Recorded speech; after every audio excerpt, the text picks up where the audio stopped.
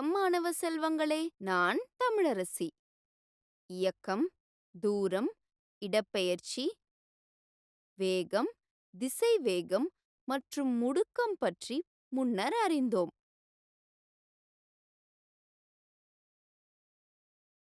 இப்போது தாமதிக்காமல் முடுக்கம், முடுக்கப்பட்ட இயக்கத்தின் சமன்பாடுகள் மற்றும் சீரான வட்ட இயக்கம் மற்றும் கூடுதல் தகவல்களை சேகரிப்போம். அதற்கு முன் கற்றல் நோக்கங்களில் கவனம் செலுத்துவோம். கற்றுக்கொள்வீர்கள்.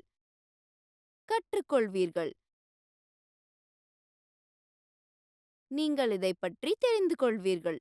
சீரான மற்றும் சீரற்ற முடுக்கம், துரிதப்படுத்தப்பட்ட இயக்கத்தின் சமன்பாடுகள்,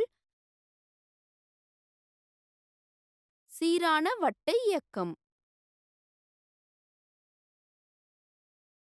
முக்கிய வார்த்தைகள்: சீரான முடுக்கம்,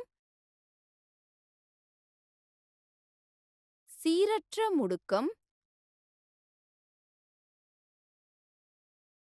ஆரம்ப வேகம், இறுதி வேகம், வட்ட இயக்கம்.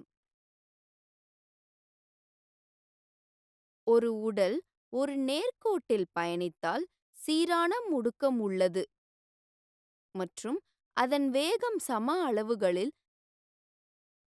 அளவு அதிகரிக்கிறது.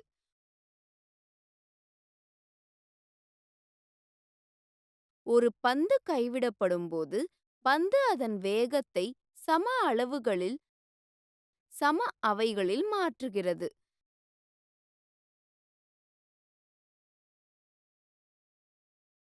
சமகால இடைவெளியில் அதன் வேகம் சமமற்ற அளவில் அதிகரித்தால் உடலின் சீரற்ற முடுக்கம் இருக்கும்.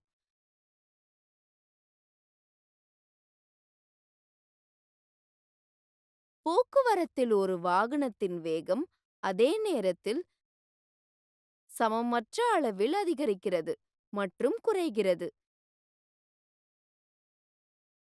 சீரான முடுக்கப்பட்ட இயக்கத்தின் சமன்பாடுகள்: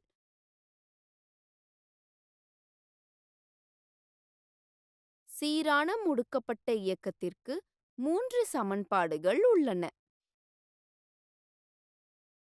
இயக்கத்தின் முதல் சமன்பாடு முடுக்கம் என்ற பொருளிலிருந்து வருகிறது.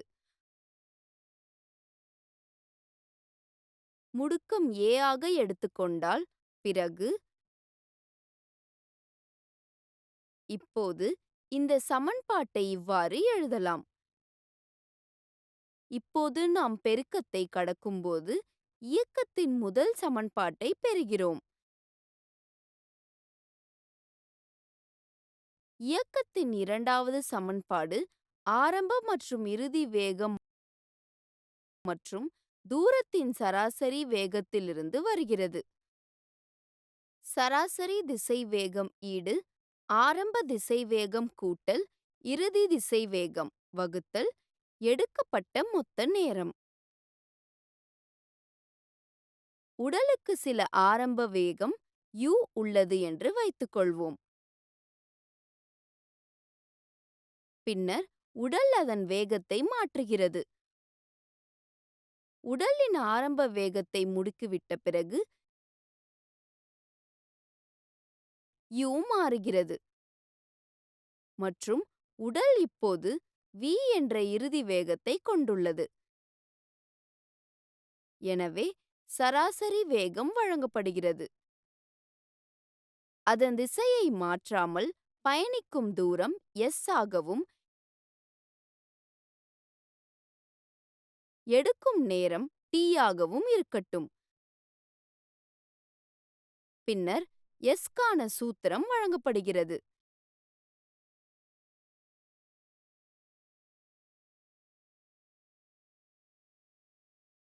இங்கே இறுதி திசை வேகமான v க்கு பதிலாக நாம் இயக்கத்தின் முதல் சமன்பாட்டை பயன்படுத்தலாம். கள் சூத்திரத்தில் இயக்கத்தின் முதல் சமன்பாட்டை பயன்படுத்தி நாம் பெறுகிறோம். S-க்கான சூத்திரம் இப்போது ஆகிவிடும். நாம் பெறும் இரண்டு மதிப்புகளை பெருக்கினால்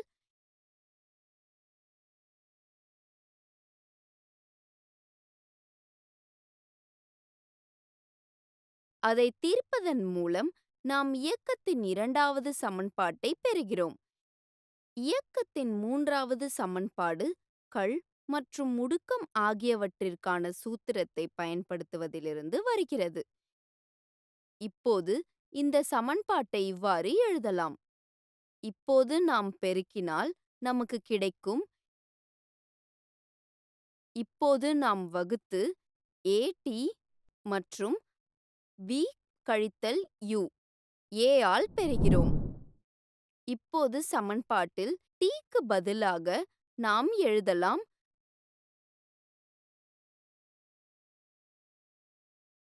இப்போது பெருகும் மற்றும் ஒன்றாக நாம் S-க்கான சூத்திரத்தை பெறுகிறோம். இப்போது நாம் மீண்டும் பெருக்கத்தை கடக்கும்போது இயக்கத்தின் மூன்றாவது சமன்பாட்டை பெறுகிறோம். சீரான வட்ட இயக்கம். ஒரு உடல் அல்லது ஒரு பொருள் ஒரு வட்டத்தில் நகரும்போது அது வட்ட இயக்கம் என்று அழைக்கப்படுகிறது. வேறு வார்த்தைகளில் கூறுவதானால் ஒரு வட்டத்தில் இயக்கம் வட்ட இயக்கம். ஒரு உடல் அல்லது பொருள் ஒரு வட்டப்பாதையில் நகரும்போது அதன் இயக்கத்தின் திசை அல்லது வேகத்தின் திசை தொடர்ந்து மாறிக்கொண்டே இருக்கும். அதே வேகத்துடன் ஒரு வட்டத்தில் உள்ள இயக்கம் முடுக்கப்பட்ட இயக்கத்திற்கு ஒரு எடுத்துக்காட்டு. வேகம் மாறாவிட்டாலும் இயக்கத்தின் திசை தொடர்ந்து மாறுகிறது.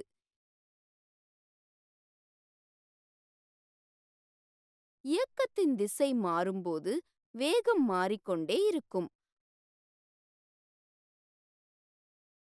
ஒரே மாதிரியான வட்ட இயக்கத்தின் எடுத்துக்காட்டுகள்.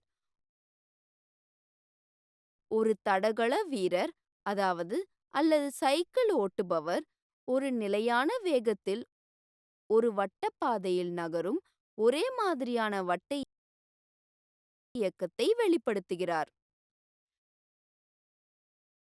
ஒரு உடல் ஒரு வட்டப்பாதையில் ஒரு சுற்று சுற்றினால் அது வட்டப்பாதையின் சுற்றளவுக்கு சமமான தூரம் பயணிக்கிறது.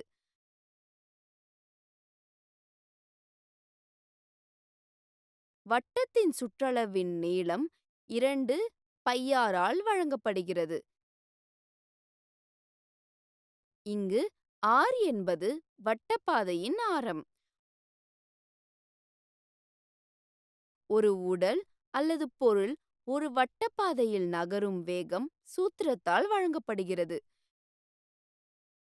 v ஈடு 2πr வகுத்தல் t. t என்பது வட்டப்பாதையின் ஒரு சுற்று சுற்றி வர எடுக்கும் நேரம்.